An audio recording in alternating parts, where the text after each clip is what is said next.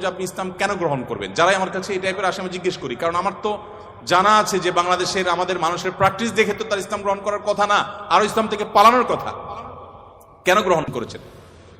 তো তিনি বললেন, ইসলাম সম্পর্কে আমি বই পড়েছি, এই বই আমাকে প্রভাবিত করেছে। আবার কোন কোন ব্যক্তিকে আমি দেখেছি, তাদের ব্যক্তিত্ব দেখে, নিশ্চয়ই সেরকম ব্যক্তিত্ব খুবই কম, দেখে আমি প্রভাবিত হয়েছি।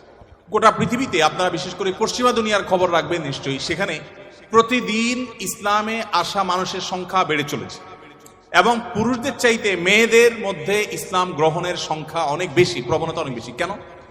যেখানে নারী অধিকার নিয়ে এত কথা বলা হয়, নারীদের অধিকার দেওয়ার জন্য এত আয়োজন নেওয়া হয়, এত উদ্যোগ নেওয়া হয়, সেই সমাজে কেন, সেই সমাজের নারীরা কেন ইসলামে আসছে এবং সেখানকার মুসলমানরা কেন ইসলামে আসছে, এই বিষয়টা নিয়ে আমি একটু স্টাডি করার চেষ্টা করলাম। আমার কাছে দুটি জিনিস পরিষ্কার হয়েছে। নাম্বার এক, তারা কোরআন পড়ে।